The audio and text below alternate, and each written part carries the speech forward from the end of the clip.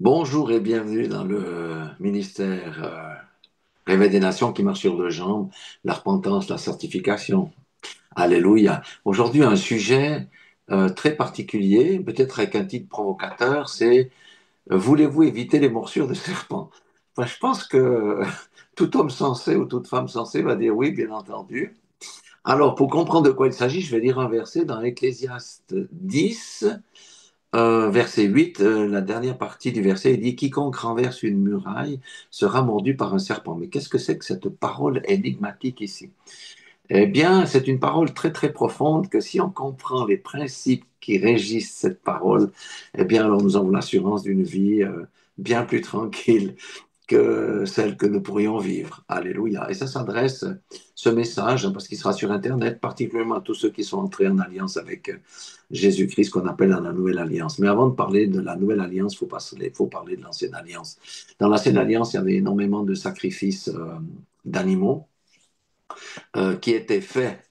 Alors, beaucoup de sang a été versé. Vous savez que le sang, c'est toujours en lien avec la rédemption, la couverture des péchés et toutes ces choses. Mais ce qu'on sait moins, parce que nous avons la culture occidentale, mais dans la culture hébraïque, les sacrifices qui étaient faits n'étaient pas pour éviter le jugement de Dieu, mais étaient plutôt pour montrer la bonne volonté lorsqu'on avait péché, lorsqu'on s'était éloigné, qu'on désirait à nouveau renouer notre relation avec Dieu. Parce que Dieu est un Dieu de relation, n'est pas un Dieu de religion. Et c'est pour ça qu'il y avait des sacrifices. Et lorsque la communication était rétablie avec Dieu, eh bien, ils avaient l'assurance de bénéficier aussi de tous les avantages de l'alliance. Si on pense à Israël, Israël était au milieu de nations qui n'avaient cesse de vouloir les combattre pour les détruire, ce qui est encore le cas aujourd'hui. Si nous regardons, Israël est entouré de nations qui veulent la destruction totale d'Israël. Donc, Dieu leur garantissait une protection. Et non seulement la protection, mais des tas de bénédictions. Par exemple, j'en citerai juste deux, parce qu'on n'a pas trop de temps de développer. C'est leur récolte était toujours abondante et leurs troupeaux croissaient, se multipliaient. C'est pour ça que Israël était devenu une nation très riche. Et même le désert a refleuri, ça on connaît l'histoire. Maintenant, si on revient à notre chose, donc les sacrifices étaient valables à titre corporatif lorsque la nation d'Israël entière déviait parce qu'ils avaient un roi peut-être méchant à leur tête et tombait dans l'idolâtrie, mais aussi à titre personnel lorsque quelqu'un péchait contre son voisin, contrevenait aux 613 mitzvot ou lois ou commandements qui faisaient partie de la loi, eh bien le seul moyen c'était de passer par le sacrifice pour rétablir cette relation. Lorsque Israël ne faisait pas ça, renonçait au sacrifice, renonçait à amender ses propres voies, eh bien, alors à ce moment-là, la barrière de protection et la faveur divine disparaissaient, ou en tout cas baissaient progressivement, parce que Dieu est lent à la colère, mais à un moment donné, tout péché porte conséquence. On doit savoir, ça c'est une règle spirituelle qui est encore très valable aujourd'hui. Tout péché porte conséquence. Alléluia. Il n'y a pas de péché qui reste impuni. Donc, c'est un principe spirituel, on peut être d'accord, pas d'accord, c'est vraiment un, un principe spirituel. Et donc, vous voyez, dans Israël, il y a eu des périodes de grande bénédiction, mais il y a aussi eu des périodes où ils ont dû passer par l'exil parce qu'ils marchaient à cloche-pied. D'un côté, ils servaient Dieu avec le temple, ils faisaient des sacrifices aussi avec des mauvais motifs, et de l'autre côté, ils adoraient des idoles, notamment le dieu Moloch. Vous savez, le dieu Moloch, c'était un dieu des païens, bien sûr. C'était une statue en pierre ou en métal qu'on chauffait à mort parce qu'il y avait un four dessous, une statue qui tendait les bras, et dans ces bras-là, les Hébreux posaient leur nouveau-né comme sacrifice pour obtenir la faveur du dieu Moloch. Et ça, Dieu, on sait que l'idolâtrie, il ne supporte pas l'idolâtrie, il considère ça comme la rébellion, et alors ces bénédictions cessent. Et bien entendu, que la protection disparaît aussi. Alors, pour nous, ce qui nous concerne, lorsque nous péchons, nous n'avons plus besoin de faire des sacrifices de tourterelles, d'agneaux, de bœufs aussi, ou de je ne sais quoi, parce que le sacrifice ultime a été déjà payé pour les péchés. Donc, nous n'avons pas besoin de refaire ces choses-là, mais lorsque nous péchons volontairement, nous sommes dans une mauvaise situation comme Israël lorsqu'il était dans l'idolâtrie. Lorsque nous péchons volontairement, ça veut dire nous pratiquons le péché alors que nous savons que nous ne devons pas faire ces choses. Par exemple, bon, la fornication, c'est des gros trucs, hein. L'adultère, la pornographie, ce sont des choses qui endommagent gravement notre relation avec Dieu, celui qui nous éloigne de Dieu. Mais Dieu veut nous ramener à lui parce que Dieu est bon. Et lorsque nous faisons ces choses, eh bien, effectivement, la protection de Dieu commence à baisser. Et je vais vous expliquer le principe et les bénédictions aussi, parce que Dieu attend une seule chose, c'est qu'on revienne à lui. Alléluia, gloire à Dieu, parce que Dieu est un Dieu bon. Il ne voudrait qu'aucun d'entre nous ne périsse ou ne perde son salut à force de marcher dans des voies qui sont contraires à l'alliance. Si on veut marcher vraiment dans l'alliance, il faut accepter Jésus comme sauveur, ça c'est 100% des chrétiens, mais aussi comme Seigneur. Ça, beaucoup de chrétiens refusent d'avoir Jésus comme Seigneur. À ce moment-là, le salut est incomplet et les bénéfices de l'alliance ne sont pas tous à disposition et grand est le danger de se faire emporter sur le chemin de l'apostasie. Mais là, je digresse un petit peu. Maintenant, j'aimerais vous faire réfléchir. Réfléchissez, vous vivez dans un endroit infesté de serpents, de scorpions, petits, grands, venimeux, des constricteurs comme les pitons ou les boas qui entourent et écrasent, on va dire, étouffent la personne. Eh bien, que doit-on faire? D'abord, c'est construire un mur. Lorsqu'on entre dans l'alliance avec Christ, on a un mur de protection autour de nous. Ça, on doit comprendre. Nous vivons en étant protégés, comme une maison ou un village est protégé par une muraille où les bêtes extérieures, les bêtes extérieures, les serpents, les scorpions, ne peuvent pas pénétrer. Ça, c'est jouir déjà d'un grand bénéfice de l'alliance, c'est la protection divine. Maintenant, imaginons que nous vivons tranquilles dans notre maison, elle-même est entourée d'une grande muraille, tout comme les autres maisons et même le village.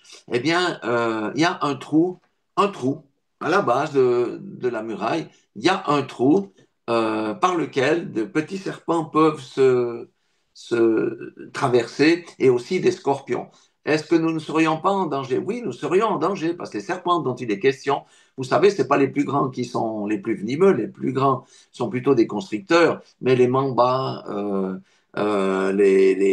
tous ces serpents venimeux, là, on a une morsure et puis c'est fini, bye bye. Les scorpions aussi peuvent provoquer des piqûres qui sont très dangereuses. Et même si on survit à certaines morsures de serpents, certainement que notre corps va souffrir. Donc, si on a une petite ouverture, le serpent va entrer. Les gros vont rester dehors parce qu'ils ne peuvent pas. Maintenant, si cette ouverture commence à s'agrandir et devient un gros trou comme ça, alors toutes sortes de serpents peuvent entrer avec tous les scorpions. Et là, franchement, ça sera quelque chose de très difficile à combattre si on veut survivre. Et maintenant, ces serpents et ces scorpions, c'est quoi? Ça représente des esprits mauvais qui peuvent entrer parce qu'on leur a donné le droit légal d'entrer par le péché. Lorsque nous péchons, nous creusons notre muraille, en fait. Lorsque nous pratiquons le péché, nous faisons un grand trou. Ça veut dire que les esprits mauvais peuvent venir à ce moment-là nous déranger et nous détruire. Parce que la Bible dit l'ennemi ne vient que pour voler, dérober, détruire, égorger. Qu'est-ce qu'il vient faire?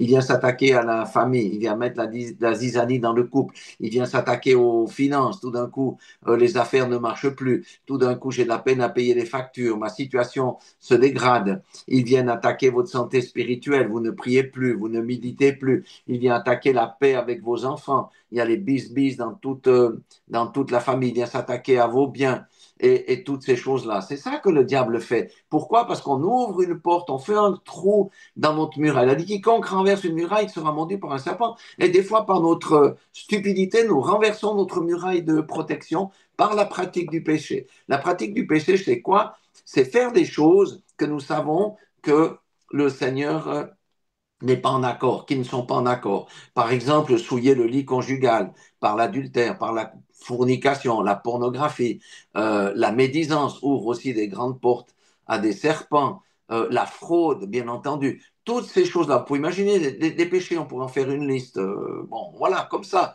Mais il y a des choses vraiment qui ouvre des portes et qui donne un droit légal à Satan de nous attaquer. On a beau dire, j'ai cru à Jésus, j'ai cru. Oui, mais quand tu marches dans le péché, ta protection est en train de diminuer. Plus tu prêches dans le péché, moins tu es sensible à l'esprit qui te dit, cesse de pratiquer ces choses, cesse de pratiquer ces choses.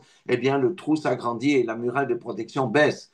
Donc, nous devons faire très attention à ces choses-là. Mais comme j'ai dit, Dieu est un Dieu d'amour. Il l'a démontré envers Israël. Combien de fois il a ramené Israël lorsque Israël s'est repenti? Combien de fois, sous David et Salomon et les autres rois, il a battu à plate couture toutes les armées qui étaient, même Zérak l'Éthiopien qui était venu avec 1 million de personnes contre un petit peuple, elle a été battue. Donc, nous devons faire attention.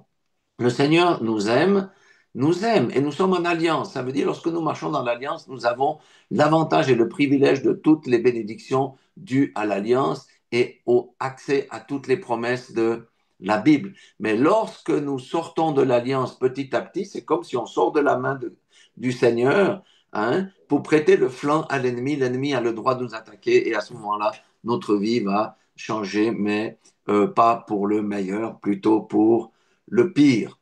Et vous savez, le Saint-Esprit, lorsque nous faisons des choses fausses, plus on est proche du Seigneur, plus on marche dans la sanctification, dans la consécration, eh bien, à ce moment-là, qu'est-ce qui se passe? Le Saint-Esprit n'arrête pas de nous mettre des lampes oranges.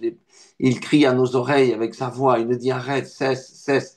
Et nous, lorsqu'on refuse, on s'endurcit, on tombe dans le péché. Et vous savez que tous les péchés mènent à des conséquences qui sont funestes. Mais là, Dieu est bon aussi parce que même lorsque les conséquences du péché nous attrape, il prévoit toujours une porte de sortie pour que nous puissions revenir vers lui. Alors je dis à quelqu'un aujourd'hui, si tu vis dans la fornication, si tu vis dans l'adultère, si tu vis dans la fraude, dans le mensonge, dans la médisance et toutes ces choses-là, si tu es un promoteur de division, le Seigneur ne te juge pas aujourd'hui, il t'appelle à venir vers lui. Et la porte de sortie de tout ça, ça s'appelle la repentance. Lorsque tu te repens, dans l'Ancien Testament, il devait aller faire les sacrifices d'animaux. Nous, c'est la repentance. Repentance, ça veut dire reconnaître devant Dieu nos erreurs, changer de mentalité et abandonner le péché que nous pratiquons. C'est pourquoi il est bon, de temps en temps, de s'examiner, de voir où on est dans notre alliance avec Christ. Parce que l'alliance a deux volets. Christ a fait le sien, il a sacrifié sa vie à Golgotha pour nous donner le salut, pour nous réconcilier avec Dieu, parce que c'est le ministère de la réconciliation, pas pour qu'on n'aille pas en enfer, mais c'est le ministère de la réconciliation, pour qu'on ait de nouveau une relation avec un Dieu de relation qui veut nous bénir, qui veut nous aider à passer par les épreuves, parce que ce monde-ci dans lequel nous vivons n'est pas un fleuve tranquille, surtout qu'aujourd'hui les chrétiens commencent à être persécutés un peu partout. Mais le Seigneur est notre aide de protection et il est notre muraille et lui, il nous soutient et même il combat pour nous. C'est ça notre avantage que nous avons dans cette nouvelle alliance. Mais dans l'alliance, Jésus a fait sa part, mais nous devons aussi faire notre part. Si nous restons sans faire notre part, qu'est-ce qui va se passer? Notre salut sera partiel, nos bénédictions seront partielles, la protection sera partielle. Notre part, c'est quoi? C'est Jésus Seigneur, Jésus Sauveur, tout le monde accepte, Jésus Seigneur un peu moins, parce que si nous voulons être près du Seigneur, si nous voulons que le Seigneur nous parle, si nous voulons que le Seigneur nous sorte à coup sûr de toutes les tribulations par lesquelles nous passons, alors à ce moment-là, il faut accepter la tutelle de Christ. C'est lui qui nous dirige, c'est plus nous. Et Christ et vous savez, récemment, le Seigneur a révélé que les chrétiens perdent leur temps à résoudre leurs problèmes eux-mêmes au lieu de laisser Jésus agir lui-même, laisser Dieu agir lui-même pour manifester sa gloire. Et c'est lui qui nous donne le repos. Le repos, on ne peut pas l'acheter même dans les magasins de luxe. Mais là, je digresse un petit peu. Donc, dans le Nouveau Testament, je disais, nous, on ne peut pas être parfait comme Dieu. Mais ça, il faut éviter ça, parce qu'on tombe dans le légalisme. On ne peut pas être parfait comme Dieu. Personne n'est parfait comme Dieu, parce que Dieu, il est omniprésent, il est omnipotent, il est omniscient, et même il est omnibénévolent. Ça veut dire, c'est le Dieu d'amour qui manifeste son amour en tout temps. Et Dieu ne connaît pas le péché. C'est la convoitise qui est en nous parce que nous marchons dans un corps de chair, mais nous avons été constitués comme ça, et Dieu connaît la chose. Mais lui, ce qu'il requiert de nous, c'est que nous marchions dans la communion intime avec lui, que nous marchions dans la droiture, la justice. On ne peut pas vivre dans la perfection de Dieu, la sainteté de Dieu. Dieu nous appelait ses saints parce que saint, ça veut dire mis à part. D'accord? Lorsque nous nous séparons du monde pour servir Dieu, pour être avec Dieu, lorsque nous ne suivons pas les modes du monde, les philosophies du monde, nous nous sanctifions. C'est ça que Dieu veut. On marche dans la droiture, dans la justice, pas dans la fraude. On est fidèle à sa femme, fidèle à son mari, fidèle à Dieu en attendant qu'il nous donne un mari, etc., etc. Donc, nous faisons notre part dans l'alliance, Jésus a fait la sienne. Le serpent ne peut plus venir nous poser des problèmes. Il va bien entendu nous embêter, ça c'est certain, mais nous avons la victoire sur lui à chaque coup et nous pouvons écraser sa tête en vertu de ce que Jésus nous a donné l'autorité sur les serpents et sur les scorpions et sur toute la puissance de l'ennemi. Et rien ne pourra nous nuire, même contre les incantations, les mauvais sorts qui nous sont jetés, parce qu'il faut pas croire, c'est pas qu'en Afrique. Ici, en Europe, même dans le village où je suis, là, la petite ville, il y a des gens qui font des incantations contre tous ceux qui ont le sceau de Dieu sur leur front.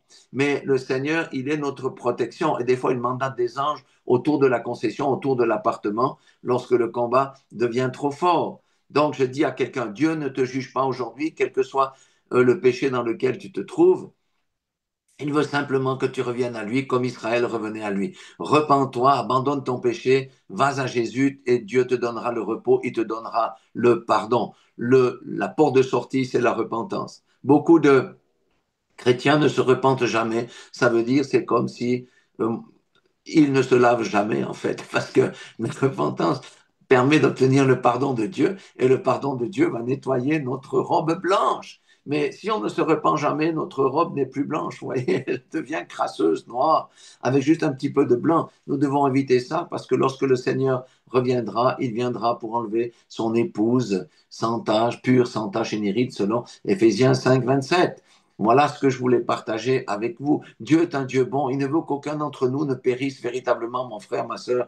Il veut que cette vie éternelle vraiment se manifeste au jour de la résurrection ou de l'enlèvement, si le Seigneur revient plus tôt que nous ne pensons. Donc, Dieu est Dieu. Nous ne sommes que des hommes. Nous sommes limités. Lui, il est illimité. Il n'a ni commencement ni fin. Il est El Olam. Mais ça, ce sont des choses qui, pour nous, sont incompréhensibles, mais il nous a promis la vie éternelle pour quiconque persévérera jusqu'à la fin et reste sous sa protection dans son alliance. La Bible dit que personne ne pourra nous ravir de sa main. La main de Dieu est comme ça. Nous, on est là. Mais si tu sors de l'alliance de Dieu volontairement, eh bien, tu n'es plus dans sa main. Donc à ce moment-là, tu es, comme dit mon épouse, le sandwich du diable. Et ça, c'est bien facile.